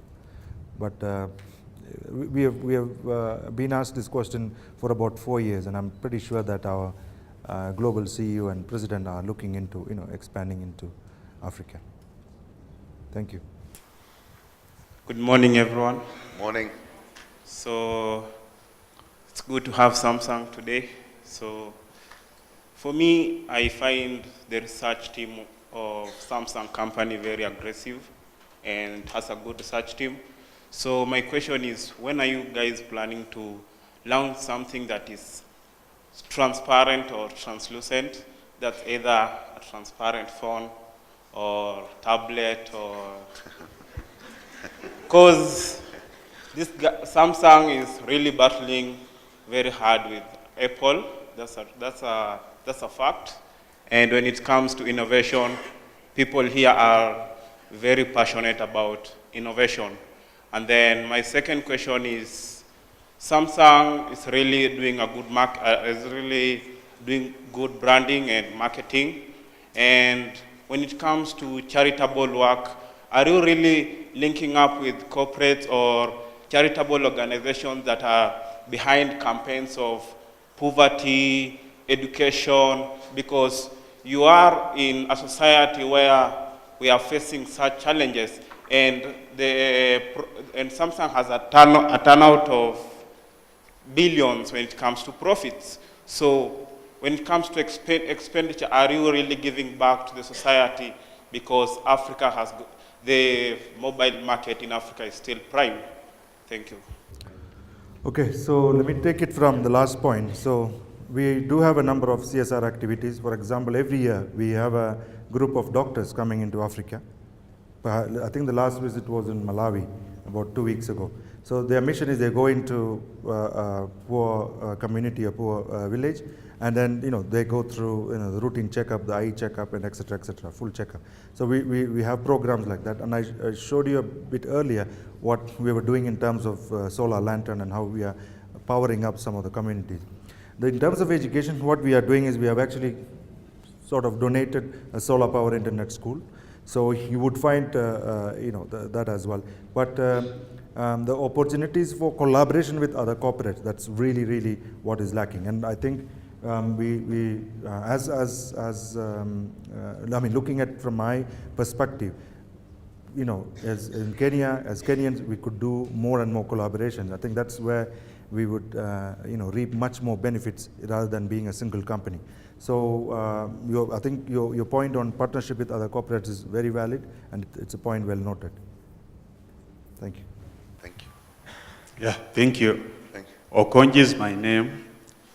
Now, just to add value to what my brother here said, how far have you gone with the war on counterfeit? Because Samsung seems to be a juicy product.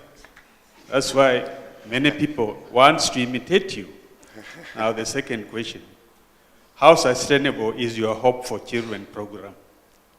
And what are, well, you just said passingly that you are targeting university people. But I would say you start from the grassroots. We have street children that need help. Those universities, they have reached there. Let us start down. Thank you. Okay, I think I would go back to Hope for Children project. So we do have a Hope for Children project from that perspective. But whether or not we have engaged with the street children, I would say no, because that's an area that really we have to look into it. One of the I can say that one of the areas we are looking into is what this gentleman just said about the poverty. We are looking at collaborating with one of the existing corporates who have got reach into that segment. And the reason why I talked about the university outreach program is because the education or the training aspect of the university, especially in the ICT, we were really tapping into one particular area of training people into mobile application using a platform which is Android, not really specific to Android, but it's not really specific to Samsung products only, but it's a general platform which is the most common used platform. In the previous phase, we actually did Bada, which was a very Samsung specific product, but we decided to give up our own proprietary platform and go into a more general training aspect. And also, if you look at the fact about engineering academy, it's not about university children. We are basically creating technicians. Or like a polytechnic. Engineering academy, you can call it as a sort of like a polytechnic where technicians are being trained in terms of how to troubleshoot or how to repair from hardware or software perspective.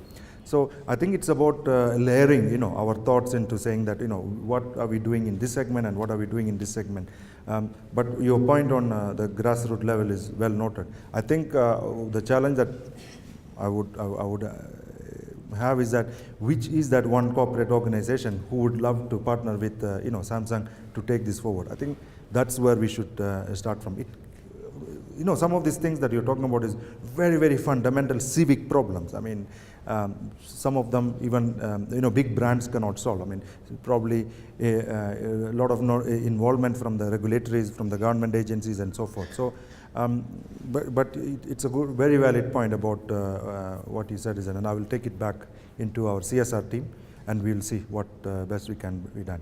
But just on a softer note, I mean, as a team, as a staff, employee, or like a SACO or whatever, we do have engagement with some of the orphanages. We do have engagement with some of the poorest schools in Kenya. So what we have done, for example, in my team is that, for example, Peter sitting here or some sitting there, they all been tasked to find out one thing that they should do in their own society, from their village and from their own community.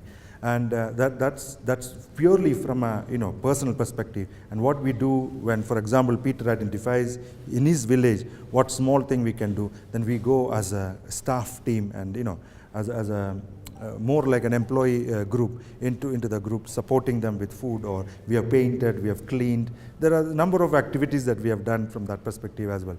I think what is lacking, perhaps, in my opinion, is that we have not been very good in communicating the CSR activities into the PR. So I think there's some Samsung team members here. I think one of the key action members, I'll take it back, is how best we can communicate our existing activities into the media, and then that's the starting point, and then see what best we can be done.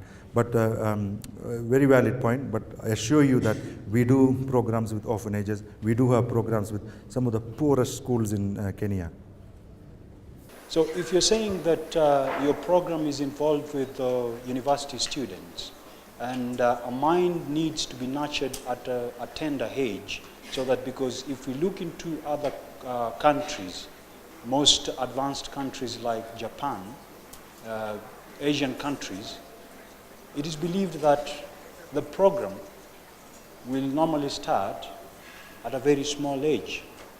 You'd want to develop that interest to a toddler than developing an interest to somebody who doesn't really know. The mind is not set, because at a particular moment when you engage in somebody who actually got into a program in the university and wanted to do some electronic engineering or software or hardware engineering or that point, you are not actually nurturing the interest of a small toddler. He wants to open the phone and get to do what I do. Why? Because he's got the interest of knowing, what do I normally look through in these phones and these computers? So I believe that if Samsung would reach a point where we'd want to nurture these talents from the small, because interest is developed. At one point of time, there is nobody in life who was born doing something. We were born, actually we acquired this. At the age, by the time when we grew up, I wanted to be a pilot. That is my urge. Every day I'm dreaming of flying up, right?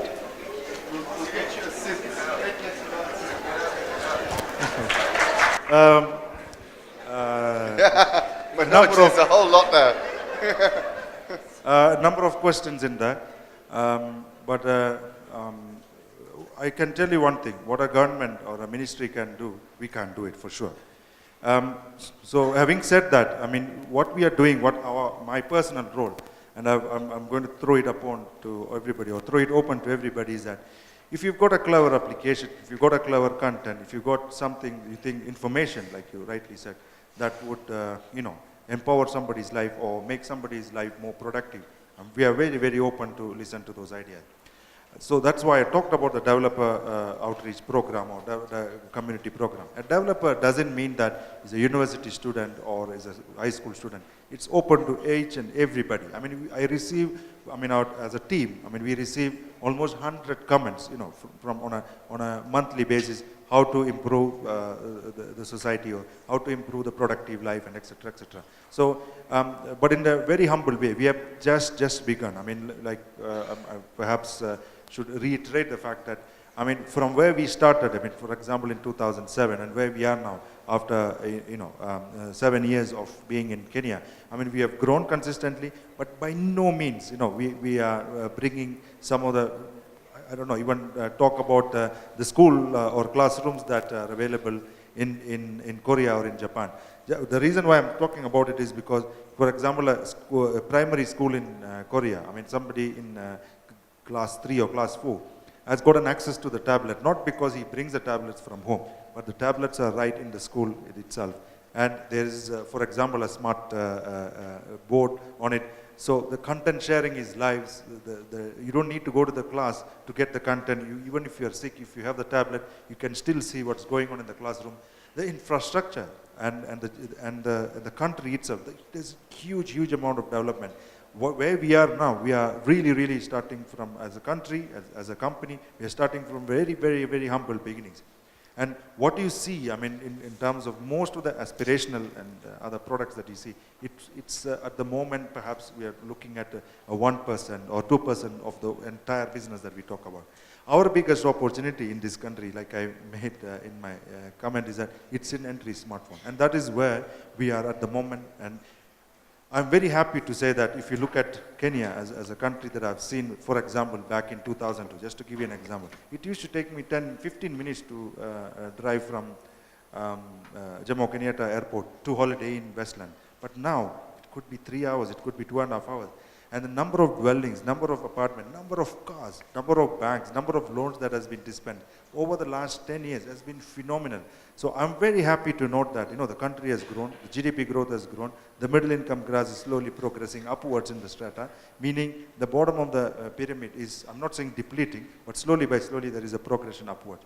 So there will come a time where there will be minimum wages, there are minimum standards that are set. So perhaps I talked about having 2 Mbps connectivity to your home, being part of your rights, human rights in the country.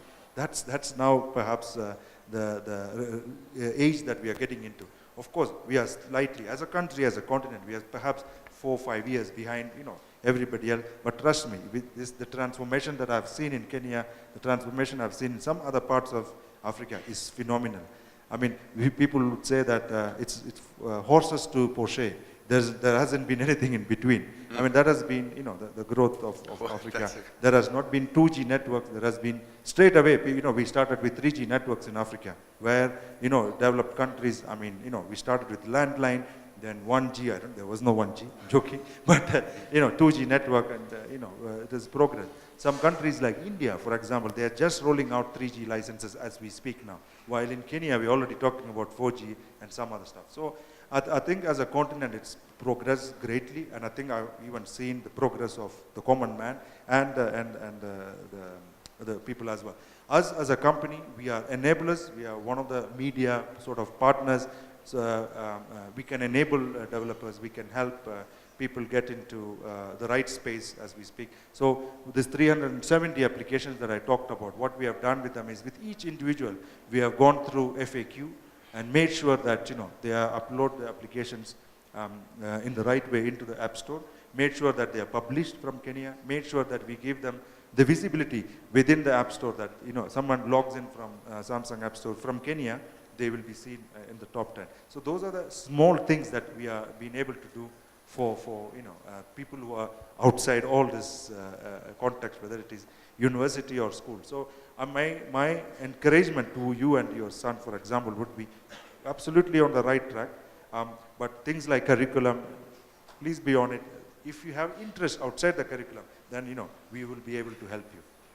I hope that will answer. I'm going to have to, we've gone over, and I'm really sorry, and I know there have been lots of questions and people telling me off on Twitter for not asking the question, but I'm going to leave everybody and apologize, and next time I'll remember whoever I've missed today.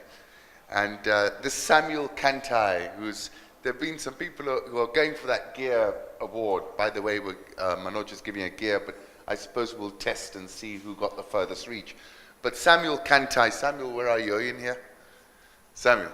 Samuel's asking, is there a connection between Changa Rampat's departure from Nokia, its decline in market share, and Samsung's subsequent rise? And I think he deserves a gear for that. Absolutely not. Absolutely not. I just happened to. I worked with them for 5 years, and I learned quite a lot of good things. Absolutely phenomenal brand and company to work with. I happened to leave for personal reasons. Actually, one of the reasons being moving back to Kenya to be with my family. My wife is sitting right here. To be with my family was one of the key priorities, and there wasn't anything else. But if you could have asked the question from a different angle, but I'll give you the answer anyway, is that I did not see what the rest of the people in Android was doing and what Nokia wasn't doing. I think that's one of the pain points that I had as being in the technology space for some years. And of course, I mean, Nokia is now a Microsoft company, and I'm waiting to hear the new things that they're going to do and be in the ecosystem. But thank you so much for the question, and I probably answered it from a different angle. I'd like to thank Manoj for a fantastic and really wide-ranging MindSpeak. I'd like to tell you, if use this opportunity if you've got an idea or you want to touch base with Manoj, to interface and interact with him in the next 5-10 minutes. That was really, really inspirational, Manoj, and fantastic to hear. And we wish you every success.